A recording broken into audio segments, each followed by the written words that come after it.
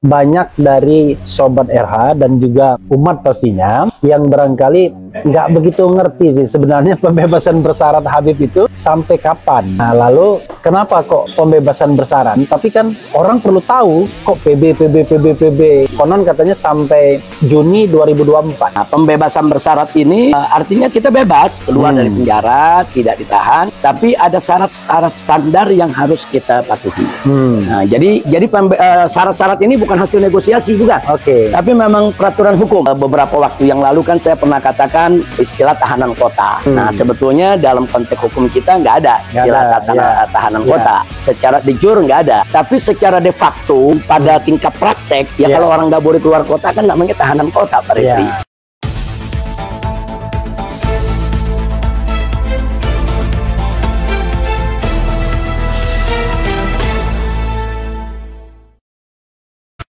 Assalamualaikum warahmatullahi wabarakatuh. Waalaikumsalam warahmatullahi wabarakatuh. Sobat RH sekalian, jumpa lagi kita di channel yang keren ini. Keren jadas.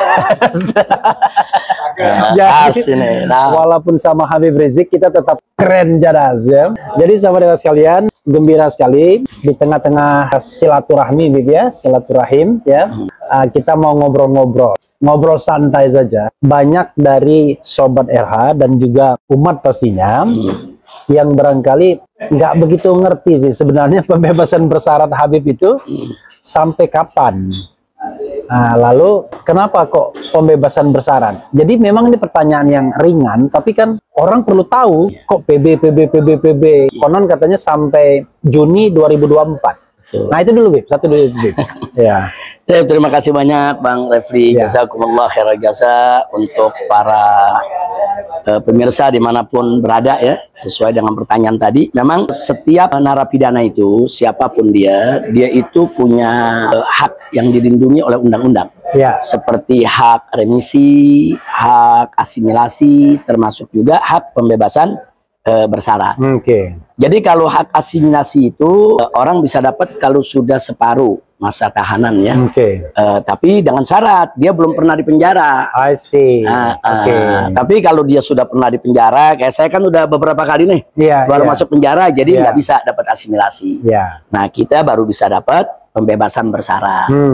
Nah, pembebasan bersyarat ini artinya kita bebas keluar dari penjara, tidak ditahan, tapi ada syarat-syarat standar yang harus kita patuhi. Nah, jadi syarat-syarat ini bukan hasil negosiasi, bukan. Tapi memang peraturan hukum. Nah, di antara syarat apa? Umpamanya pertama kita tidak boleh melakukan pelanggaran hukum. Nah, itu satu. Yang kedua kita wajib lapor. Setiap 1 bulan sekali ke ke Bapas, ke Kejaksaan ya kan. Kemudian badan pemasyarakatan. Badan pemasyarakatan. Yang ada di bawah Dirjen Pemasyarakatan dan ada di Kemenkumham. Iya. Nah, kemudian selain itu juga kita tidak boleh keluar kota kecuali dengan izin. Keluar kota itu berarti dari Jakarta ya? Dari Jakarta. Kalau untuk seluruh wilayah Jakarta kita bebas. Depok nggak boleh juga? Depok nggak boleh. Depok bukan Jakarta. Iya, Depok nggak boleh. Bekasi, Tangerang, itu nggak boleh. Jadi sebetulnya juga bukan dilarang Pak Refri ya. Bukan kita dilarang keluar kota. Boleh tapi dengan izin. Nah izin ini kan ada prosedur. Prosedurnya kita mengajukan surat permohonan. Alasannya tuh harus betul-betul bisa diterima. Itu berapa hari biasanya izinnya? Biasanya kita mengajukan diproses dalam 1 minggu itu diproses. Habib sudah pernah gunakan berapa kali? Sudah kita gunakan untuk membesuk istri. Saya punya istri kan sedang sakit, lebih banyak pemulihan perawatan kesehatannya di Sentul, bukan di Jakarta. Sentul itu Bogor berarti? Iya, karena di sana kan udaranya segar, ya kan, situasi lebih bagus. Nah, maka itu kalau saya mau ke sana saya ajukan surat permohonan. Nah, alasannya apa? Untuk besuk istri karena istri sakit. Nah, kita mesti buktikan betul apa enggak sakit. Mana surat dokternya? Nah, kalau itu diterima, nanti mereka keluarkan surat izin. Udah berapa kali itu, Bib? Kalau untuk besuk istri tahun yang lalu itu kita dapat sebulan sekali. Sebulan sekali. Tapi sesuai ini ya, sesuai permohonan. Kalau kita nggak ngajukan permohonan, ya nggak dapat juga. Nggak mungkin juga. Kalau 2-3 bulan saya nggak ngajuin permohonan, ya nggak dapat. Ya, jadi artinya itu namanya pembebasan bersyarat. Cuma beberapa waktu yang lalu kan saya pernah katakan istilah tahanan kota. Nah, sebetulnya dalam konteks hukum kita nggak ada istilah tahanan kota. Secara de jure nggak ada. Tapi secara de facto, ya kan, pada tingkat praktek, ya kalau orang nggak boleh keluar kota kan namanya tahanan kota, Pak Refri. Jadi begitu. Nah, itu diantara mungkin bahasa halusnya ditahan di kota. Jadi itu yang kita nggak boleh. Nah, kemudian dalam pembebasan bersyarat itu, Pak Refri, kenapa sampai bulan Juni 2024?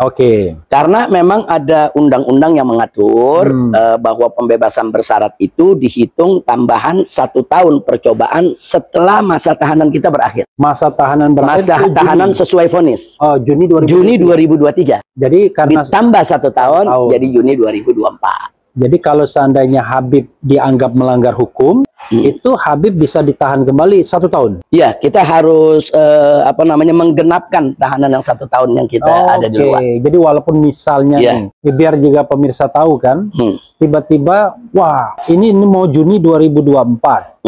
Ini bulan sebelum Juni, Mei. Tiba-tiba Habib dianggap melanggar. Itu tetap 1 tahun lagi. Tetap 1 tahun. Jadi begitu ya, sobat era sekalian. Tetap 1 tahun. Biar ini pemirsa tapi memang pembatalan bebas bersyarat itu juga ada prosesnya. Biasanya prosesnya mereka memberi peringatan. Enggak ujuk-ujuk main dibatalin. Biasanya mereka minta klarifikasi dulu. Jadi mereka minta klarifikasi kenapa begini, kenapa begitu. Nah, kita memberikan jawaban. Kalau jawaban-jawaban kita argumentatif, sesuai hukum, prosedur, biasanya hanya sampai peringatan aja.